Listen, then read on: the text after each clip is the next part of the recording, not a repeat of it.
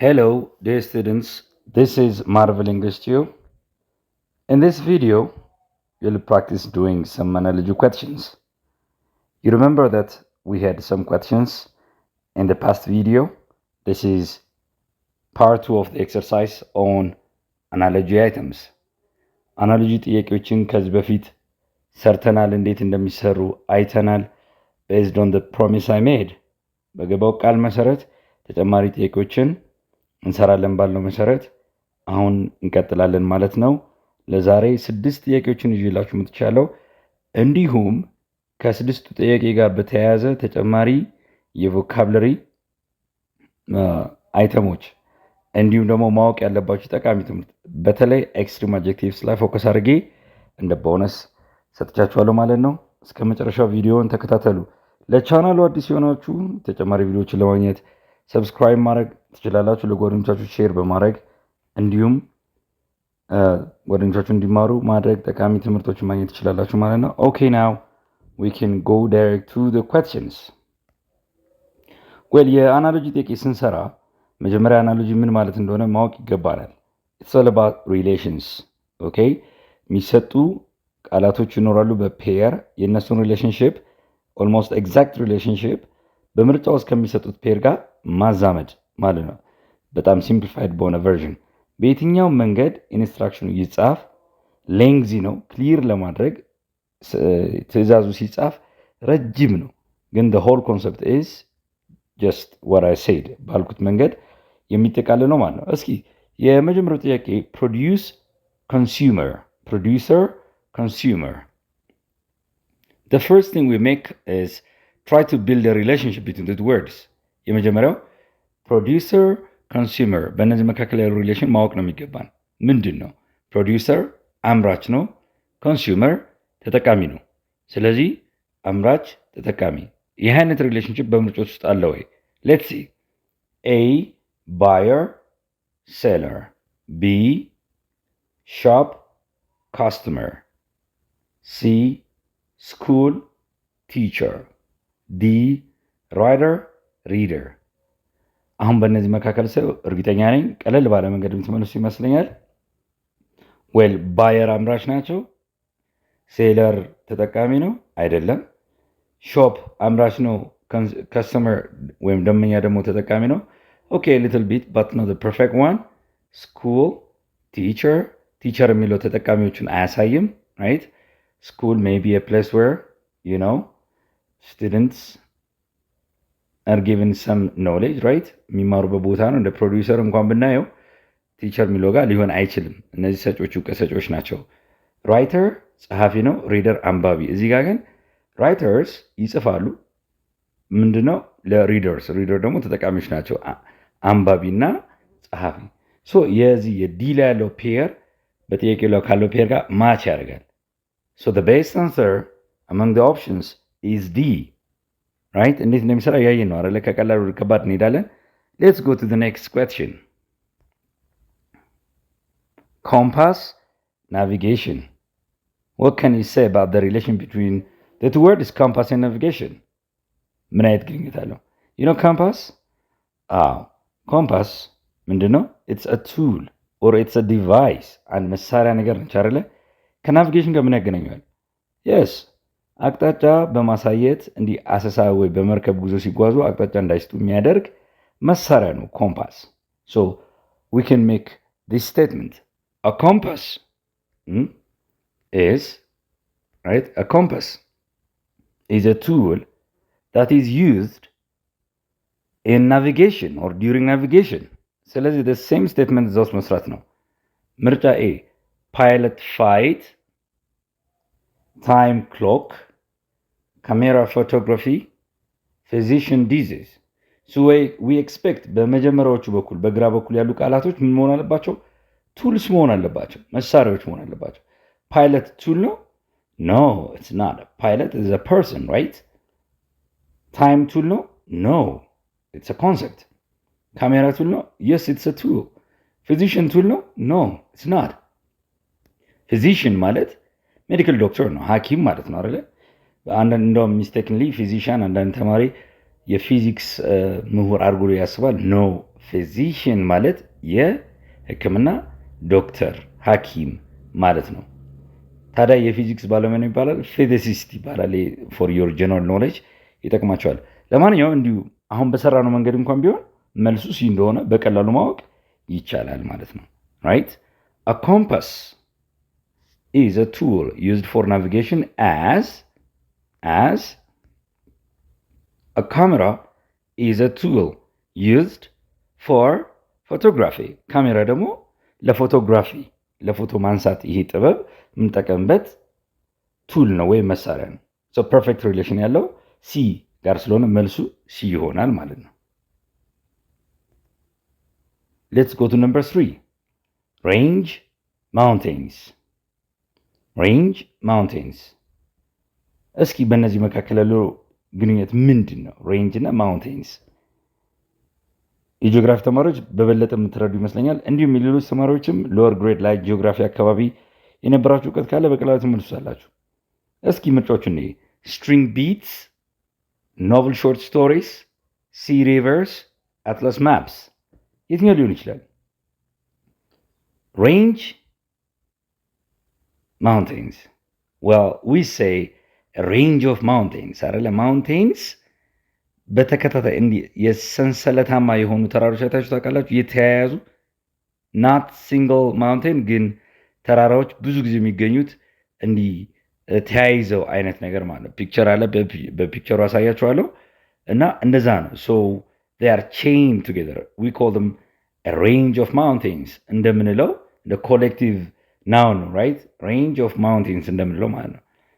and do we say string of beads እንላለን ወይ? እውቀት ይፈልጋል። አዎ እንላለን። ቢድስ ማለት እንዲህ ጫል የሚባለው የለም እንዲህ ለአንገት ሐብል፣ ለእጅ አምባር በተለያየ መንገድ ጨሌዎችን እነዚህ ክብ ክብ ነገሮችን ተያይዘው በክር ነገር ስትሪንግ ተጠቀሙ። ስትሪንግ ማለት ገመድ ነው፣ ክር ነው። ስለዚህ ክር ውስጥ ከተን ጌጥ እንሰራለን። ሶ ቢድስ የሚገቡበት ያ ነገር ስትሪንግ ይባላል። ስትሪንግ ኦፍ ቢድስ እንላለን ማለት የስ እንደዛ ይባላል። ኖቨል እና ሾርት ስቶሪ እንዳይነት ግንኙነት አላቸው? የላቸውም።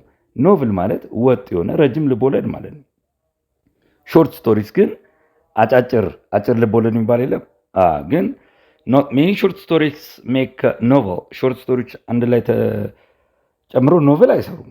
በቃ ሾርት ስቶሪስ አንዳንድ ራሳቸውን የያዙ ጭብጥ ያላቸው አጭር ልቦለድ ናቸው። ኖቨል ግን ወጥ የሆነ ረጅም ለምሳሌ እኛ ምንድነው እኛ ሀገር ያሉ መጽሐፎችም እንዲሁ ውጭ ሀገር ያሉ መጽሐፎች ረጅም ልቦለድ የሚባሉት ኖቨልስ ይባላል። ሾርት ስቶሪስ ግን አጭር ናቸው እና it's not the relation that we have in range mountain pair okay sea rivers well they are two different components sea እና rivers የተለያየ ናቸው። sea ባህር ነው፣ river ወንዝ ነው። atlas maps well these two words are related somehow ግን not like the relation between range and mountains አይደለ? እንደዛ አይነት ግንኙነት የለውም። atlas ማለት ምንድነው? let's have this picture so that you can have a better understanding have you seen this? ለምሳሌ ይሄ ምንድነው? string of beads አሁን beads አሉ። እነዚህ በገመድ ሲያያዙ ጌጥ ይሆናል ማለት ነው። this is a range of mountains can you see a range of mountains እንደዚህ የተያያዘ አይነት ነገር this is world atlas አሁን ይህን ስትከፍቱት ምን አለ ማለት ማፕ አለ። የተለያየ የአፍሪካ፣ የኤዥያ፣ የዩሮፕ እንዲሁም የተለያየ ቦታዎች ካርታ አለ እና ይሄ ክሎዝድ ቡክ ነው እና በእነዚህ መካከል ያለው አይነት ቼይንድ የመሆን ነገር እዚህ ውስጥ ብዙ አይታይም። ይሄ ሴፓሬት የሆነ ማፖች ይኖራሉ እንጂ የተያዘ ነገር አይደለም ማለት ነው። አንድ ወርልድ ማፕ ውስጥ የተለያየ ሀገር ቦታ ፈልገን የምናገኝበት ነው ማለት ነው። so the perfect relation is the one given under choice A string beads ከሚለው ጋር ይሆናል ማለት ነው። let's go to the next one number 4 hobble and walk እስኪ ምርጫዎቹ ነው gallop run sniff smell stammer speak stumble fall የትኛው ነው? so the first thing we do is try to make a relationship between hobble and walk. what is the relation? what does hobble mean? you should know the meaning. hobble means walk with difficulty መንገዳገድ ማለት ነው። when you walk if you hobble somehow that means you are not walking properly በትክክል እየሄድን መንገዳገድ ማለት ነው ራይት። አንዳንዴ በስካር ሊሆን ይችላል፣ በህመም ሊሆን ይችላል whatever ብቻ the reason hobble means not to walk properly መንገዳገድ ማለት ነው። ስለዚህ it's a manner how you walk። ስለዚህ hobble means walking with difficulty. This is a perfect statement. So let's apply the statement to the four options here. Gallop means run with difficulty. No, gallop ማለት መጋለብ ማለት ነው። We gallop horses, right? እንደዛ it's a different way of moving. gallop ማለት ፈረስ ላይ ወይም ደግሞ some kind of animal ላይ ሆነን we gallop the animals, right? ስለዚህ run ከሚለው ጋር ይለያል። It's a different thing.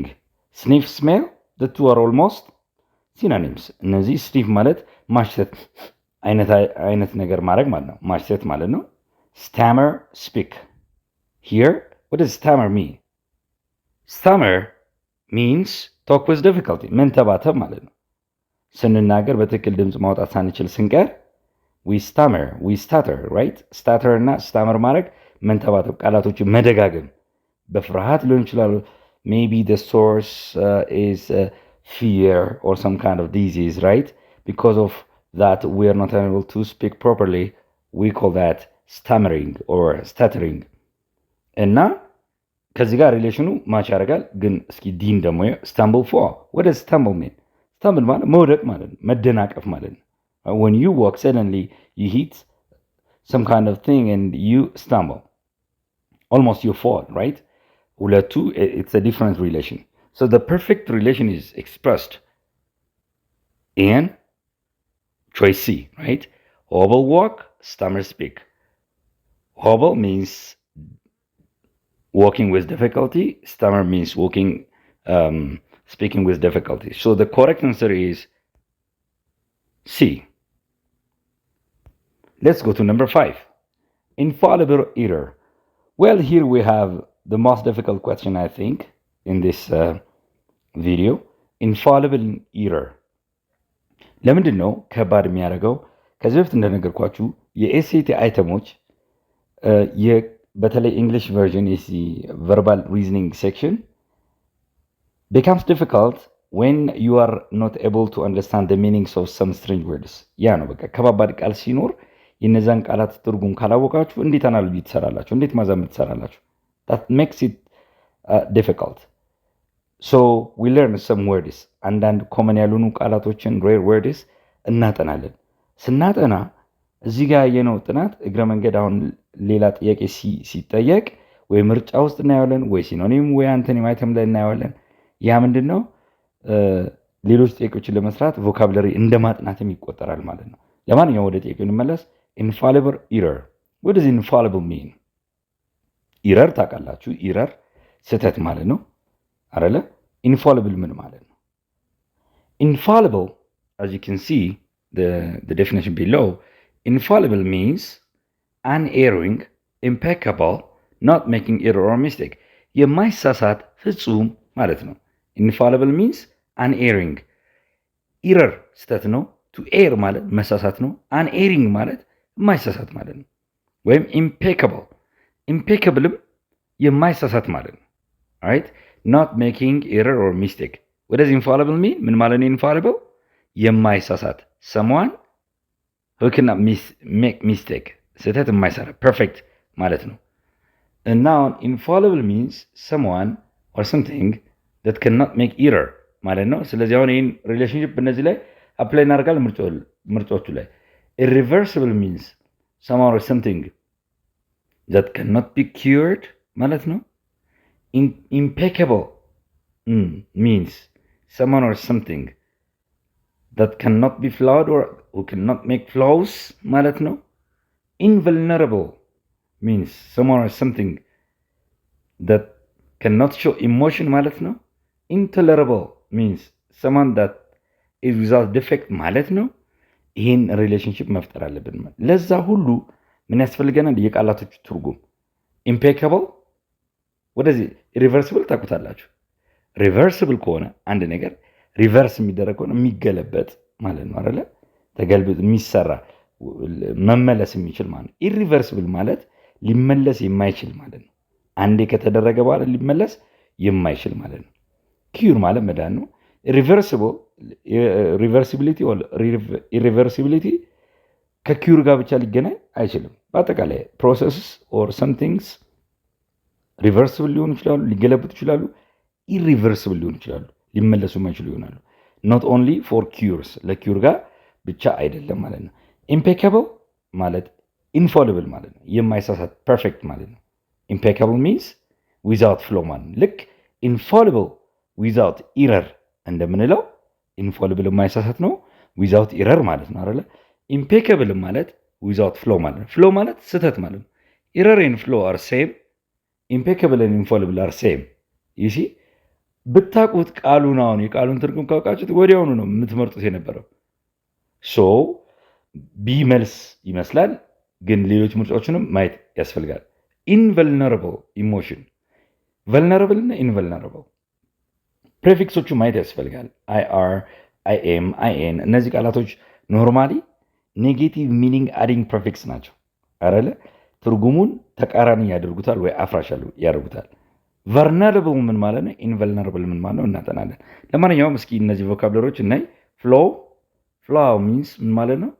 ኢረር፣ ሚስቴክ፣ ዲፌክት ማለት ነው። ፍሎ አሁን በምትሰሩት ስራ ፍሎ አለ ከተባለ ስህተት አለ። በምትጽፉት በምታደርጉት ነገር there is a flaw in your speech, there is a flaw in your statement ከተባለ there is a mistake, there is a defect, there is an error እንደማለት ነው። ፍላውለስ ከሆነ አንድ ነገር ማለት ነው። ፍላውለስ ከተባለ without mistake ማለት ነው፣ without defect ስህተት የሌለበት ህጸጽ የሌለበት ፐርፌክት ማለት ነው። ለምሳሌ you look flawless ካልኩ ማለት ነው ዋው በጣም ታምራለህ፣ ምንም እንከን የለህ ማለት ነው። ፍላውለስ ሚንስ እንከን የለሽ ማለት ነው። ፍላው እንከን ወይም ህጸጽ ወይም ስህተት ማለት ነው። ፍላውለስ ከሆነ ደግሞ ፐርፌክት ምንም ስህተት ህጸጽ የሌለበት ማለት ነው። ቃሉ እንድታውቁት ስለሚያስፈልግ ማለት ነው። እስኪ ሌትስ ሃቭ ሞር ወርድስ። ኢንቨልነራብል ማለት ቨልነራብል ያልሆነ፣ ኖት ኤክስፖዝድ ቱ ዴንጀር ለአደጋ ያልተጋለጠ፣ ኤክስፖዝድ ያልሆነ ማለት ነው። ተቃራኒው ቨልነራብል ነው። ቨልነራብል ማለት ኦፕን ቱ አታክ ኦር ሃርም ኦር ዳሜጅ ለሆነ ለጉዳት ለአደጋ የተጋለጠ ማለት ነው። ቨልነራብል ሚንስ ኤክስፖዝድ ነው ማለት ነው። ሰሲፕትብል ነው ማለት ነው። ለአንድ ነገር የተጋለጠ ማለት ነው። ራይት ቨልነራብል። ኢንቨልነራብል ከሆነ ደግሞ ያልተጋለጠ ማለት ነው። ኢንቶለረብል እና ቶለረብል ደግሞ ኢንቶለረብል ማለት ቶለረብል ያልሆነ ልትታገሱት የማትችሉት አንቢረብል ማለት ነው። አንቢረብል ማለት ልትሸከሙት የማትችሉት ከባድ የሆነ አደጋ ወይም በጣም መጥፎ የሆነ ነገር ሪዚስት ማድረግ የማትችሉት ኢሪዚስትብል ማለት ነው አይደለ? ልትቋቋሙት የማትችሉት ነገር ከሆነ ዳትስ ኢንቶለረብል፣ ዳት ሚንስ ኢሪዚስትብል፣ አንቢረብል ነው ማለት ነው። መቋቋም መሸከም የማይቻል ራይት ማለት ነው። ዳትስ ቱ ባድ ፎር ዩ ቱ ቴክ ኢት። ተቃራኒው ቶለረብል ነው። ቶለረብል ከሆነ ልትታገሱ ትችላላችሁ። መጥፎ ቢመስልም ግን ያው ይሁን ብሎ መቆየት የሚቻል ነገር ማለት ነው። ለምሳሌ the pain is tolerable ካልኩ ህመሙ መታገስ ይቻላል። ኢንቶለረብል ከሆነ ግን መታገስ አይቻልም፣ ከባድ ነው ማለት ነው። ስለዚህ ቶለረብል፣ ኢንቶለረብል፣ ቶለረብል ልትሸከሙት የምትችሉት፣ ኢንቶለረብል ልትቋቋሙት የማትችሉት ማለት ነው። ቨልነረብል እና ኢንቨልነረብል ደግሞ ባየነው መንገድ ነው ማለት ነው። ራይት እነዚህን ቃላት ማወቅ በጣም ይጠቅማል። በነገራችን ላይ ቶለረብል ከሚለው ቃል ጋር ቶለራንስ የሚባል ቃል ታውቃላችሁ አይደለ? ቶለራንስ ማለት ትዕግስት ማለት ነው አይደለ? መቻል መቻቻል ማለት ነው። ቶለራንስ ቶለሬት ማድረግ ማለት ማለት ነው መቻል። የሆነ መጥፎ ነገር ሲደረግብን ወይም ስናይ ቶለሬት የምታደርጉ ከሆነ በቃ ታግሳችሁ ትችሉታላችሁ። ባትወዱትም ነገሩን ታግሶ መቻል ቶለሬት ማድረግ ቢኮዝ ዩ ሃቭ ዘ ቶለራንስ አይደለ? ነገሩ ቶለረብል ነው ማለት ነው። ስለዚህ እነዚህ አድጀክቲቮች እና ናውኖቹን በደንብ ማወቅ ያስፈልጋል። ኢፍ ዩ ጎ ቱ ዩር ዲክሽነሪ ዩ ካን ጌት ሞር። አሁን ዲክሽነሪ ከሄዳችሁ እነዚህን በተጨማሪ አሪፍ አሪፍ ቮካብለሪዎችን እንዲሁም እንዴት እንደምትጠቀሙ በአረፍተ ነገር ውስጥ ምናምን ማግኘት ትችላላችሁ ማለት that's how you learn words። ቃላት የምትማሩት በዚህ አይነት መንገድ ማለት ነው። so our answer is B, infallible to error as impeccable is to flow። በዚህ አይነት መንገድ መመለስ ይቻላል ማለት ነው። we are now going to the final question. Number 6, depressed, sad. What do you say? ዲፕረስድ እና ሳድ መቼም ኮመን ወርድስ ናቸው። አይ ሆፕ ዲፕረስድ ማለት በጣም በቃ በሀዘን የተመታ ያዘነ ማለት ነው። ሳድ ደግሞ ያዘነ ነው። ዋት ኢዝ ዘ ሪሌሽን? ኦል አባውት ዲግሪ ራይት። ሳድ ማለት ያዘነ ማለት ነው። ዲፕረስድ ደግሞ በጣም ያዘነ የሳድ ኤክስትሪም ቨርዥን ነው አይደለ? በጣም እንደማለት ነው። ዲፕረስድ ሚንስ ቬሪ ሳድ። አሁን ይህን ሪሌሽን እዚህ ውስጥ እንስራ እስኪ። ኤክስቴቲክ ሚንስ ቬሪ ሃፒ ይሆናል። ሹር ኤክስቴቲክ ማለት ቬሪ ሃፒ ማለት ነው። አሁን የዚህን ቃል ትርጉም ብናውቅ በቀላሉ እንሰራለን፣ ግን ሌሎቹ ማየት አለብን። ታየርድ ሚንስ ቬሪ ኤግዞስትድ። ኖ ዌይ ኢትስ ሪቨርስድ። ቃሉ ተገልብጧል። አያችሁ፣ ኤግዞስትድ እና ታየርድ በተለያየ ቦታቸው ቢቀያየር ኖሮ ኤግዞስትድ ሚንስ ቬሪ ታየርድ ቢሆን ኖሮ ይሆን ነበረ። ታየርድ መድከም ነው፣ ኤግዞስትድ ደግሞ በጣም መድከም ነው። አቅጣጫው የሁለቱ ቃላት አቀማመጥ ልክ እንደ ጥያቄው ቃላት አቀማመጥ አይደለም። ኤክስትሪም ቨርዥን ወይም በጣም የሚለው ነገር ወይም ደግሞ ዲግሪው ከፍ ያለው አጀክቲቭ በግራ ነው ያለው፣ ኖርማል አጀክቲቭ በቀኝ ነው። ስለዚህ ቦታው ቢቀይሩ መልስ ይሆን ነበር። አንግሪ እና ካም እነዚህ የዲግሪ ሪሌሽንሽፕ ነው ያላቸው? ኖ። አንግሪ በጣም የተቆጣ የተናደደ፣ ካም ደግሞ የተረጋጋ ማለት ነው። እነዚህ ተቃራኒ ናቸው። ስለዚህ እዚህ ጥያቄው ላይ ያለው አይነት ፔር ሪሌሽን የላቸውም። ፈርም እና ስትሮንግ። ፈርም ማለት ጠንካራ ነው፣ ስትሮንግም ጠንካራ ነው። ግን እንደ ኢሞሽን በኢሞሽን መሰረት አድርገን ስንሰራ የበለጠ የትኛው መልስ እንደሆነ ማወቅ አለብን ማለት ነው። ለማንኛውም በዚህ አጋጣሚ ኤክስቴሪክ ምን ማለት ነው? ኤክስቴሪክ ሚንስ ቬሪ ሃፒ። አሁን እነዚህ የኤክስትሪም አጀክቲቭስ ብዙ ጊዜ የትምህርት ታርጌት ናቸው። በዚህ አድቫንስድ ሌቭል ፕሪፓራቶሪ ሌቭል ላይ ማወቅ የሚጠበቅባችሁ ናቸው። አንዳንድ ጊዜ ቬሪ የሚለውን ከመጠቀም ኤክስትሪም ቨርዥኑን መጠቀም ይቻላል። እንዴት የሚለውን በሚቀጥለው የዚህ ቪዲዮ የመጨረሻ ስላይድ ላይ እናያለን ማለት ነው። እስኪ ወደ እነሱ እንሂድ። ለማንኛውም መልሳችን ምንድን ነው ማለት ነው? ኤ ዲፕረስድ ሚንስ ቬሪ ሳድ አዝ ኤክስቴቲክ ሚንስ ቬሪ ሃፒ። በዚህ አይነት መንገድ ይሆናል ማለት ነው። ቪዲዮቹን ደጋግማችሁ እያያችሁ ቃላቶቹን እያጠናችሁ ሪሃርስ እያደረጋችሁ ቮካብለሮቹን መማረም ሌላ የምታተርፉት ትርፍ ነው ማለት ነው ከዚህ ቪዲዮ። እስኪ ኤክስትሪም አጀክቲቮችን እንደ ቦነስ በዚህ ቪዲዮ እናጥና። ኤክስትሪም አጀክቲቭስ ማለት ኖርማል ኦርዲነሪ የሚባሉ አጀክቲቮች አሉ እና ቬሪ ስንጨምርባቸው፣ ምክንያቱም ቬሪ እያለን ዝም ብለን ደጋግመን ከምንናገር ቬሪ ፕላስ ዳት አጀክቲቭ የሚመጥን አንድ ኤክስትሪም ቨርዥን አለ ማለት ነው። እነማን እንደሆነ እናያቸው እስኪ። ለምሳሌ ኮልድ፣ ኢፍ ዩ ዋንት ቱ ሴይ ቬሪ ኮልድ ዩ ሴይ ፍሪዚንግ። The weather is cold. Normal.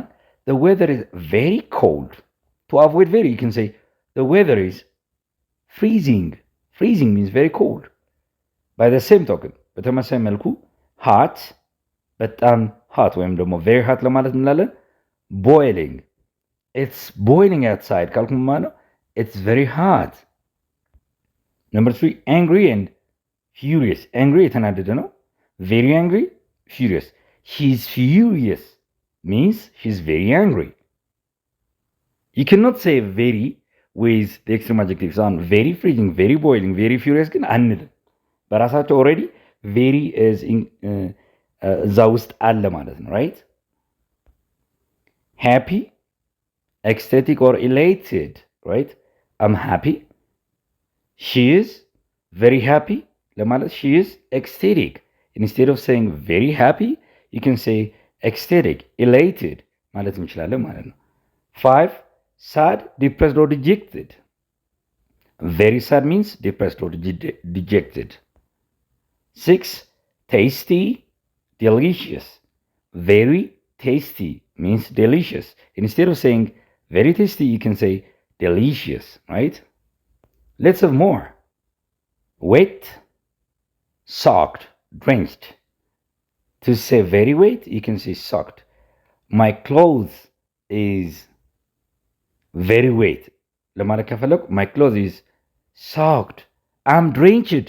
ካልኩማን I'm very wet ማለት ነው። 8, loud, deafening. There is a loud noise. There is a very loud noise. Instead of saying very loud, you can say deafening. It was a deafening explosion. That means it was a very loud explosion. So you can avoid very by saying deafening. 8. Tired and exhausted. If you want to say I'm tired and I'm very tired, you can say I'm exhausted, I'm worn out. You cannot say I'm very exhausted. በራሱ ዲግሪው ከፍ ያለ ነው right? Small ለማለት very small, tiny or minute. This word is read as minute እንደ adjective ስንጠቀምበት minute ስንል time expression ነው but as an adjective እንደ adjective መጠቀም ትንሽ ለማለት minute. The way we pronounce it is different, right? The same spelling but pronounce it differently becomes minute. You know, just say very small. minute ማለት በጣም tiny, right? በጣም ትንሽ ማለት ነው minute. It's not minute. Minute ከሆነ noun form ነው, right? That goes to the time family, right? But this one is minute, to say very small. Big, gigantic and massive, enormous. Big ትልቅ ነው. Very big means gigantic, massive, huge ማለት ነው. I don't say very gigantic ምክንያቱም the word gigantic means very big. Hungry, starving or starved. Hungry የተራበ ነው. If you're hungry, that's normal. If you're starved, that means you're very hungry. Bad መጥፎ ማለት ነው. Very bad, terrible. You made a terrible mistake. That means a very bad mistake. Okay? Good, excellent. I think you're familiar with the expressions. Very good ለማለት excellent ማለት ነው. Can we say very excellent? No. Excellent means very good. Well, let's have examples. Let's see how you can use them in sentence. በአረፍተ ነገር እንዴት እንደምጠቀሙ ላሳያችሁ በግራመርም ቢሆን ማለት ነው. 1. This food is very tasty. If you want to say very tasty in a single word, using a single word, you can say this food is delicious. Can we say this food is very delicious? No, that's wrong. You cannot say very delicious. All right? It's already given. In the word delicious, the word very is included. The concept is included there. So you cannot use very with delicious. ከዚህ የምንማረው ምንድን ነው? ኤክስትሪም ቨርዥኖቹ ካጠናናቸው በቀኝ በኩል ከጻፍኩላችሁ እነዚህ በጣም የተጋነኑ ቃላቶች ጋር ቬሪ አንጠቀምም። ኦኬ you can avoid saying very. very የምንጠቀመው with ordinary adjectives. very is used with ordinary adjectives. ታዲያ እንዴት ነው የምንጠቀመው? እስኪ let's have more example. I'm very tired. በጣም ደከመኝ ለማለት using a single word you can say I'm exhausted. Can I say I'm very exhausted? No. አንልም አይደለ? Thank you so much. ግን you can say I'm completely exhausted. You can say completely. አንዳንዴ even the extreme adjectives may be modified by other words like completely or absolutely እያልን መጠቀም እንችላለን። ኦልሬዲ የተጋነነው አድጀክቲቭ ላይ የበለጠ ማጋነን ከፈለኩ I don't use very መጠቀም አይቻልም። ግን completely እና totally or absolutely መጠቀም ይቻላል. Just like this. I'm completely exhausted. That means I'm very tired. Right? እንደውም ይሄ ዲግሪው ከፍ ያለ ነው. Don't use very with extreme adjectives. Very ecstatic, very terrible, very freezing, very scorching, boiling አንልም. We don't say that. እንደዛ አንልም. But we can say absolutely delicious, completely exhausted. እንደዚህ ግን መጠቀም ይቻላል. As long as the word sounds. So you can use absolutely, completely with extreme adjectives. Well, dear students, ለዛሬ ያለን ትምህርት በዚህ ቪዲዮ ይህንን ይመስላል. Well, this is it for this time. We'll have more in the upcoming videos. ተጨማሪ ቪዲዮዎች በአናሎጂ ዙሪያ 5-6 እያደረኩ እቀጥላችኋለሁ. This is just the second video on analogy. Those of you who are new to the channel, you can get more videos. You can subscribe and share to your friends. አዲስ የሆናችሁ ለቻናሉ ሰብስክራይብ በማድረግ ተጨማሪ ቪዲዮዎች ማግኘት ትችላላችሁ። የምትፈልጉትን ትምህርት በኮሜንት ቦክስ ውስጥ ማስቀመጥ ትችላላችሁ። I'm trying to my best to make you happy. Well, thanks for watching the video and goodbye.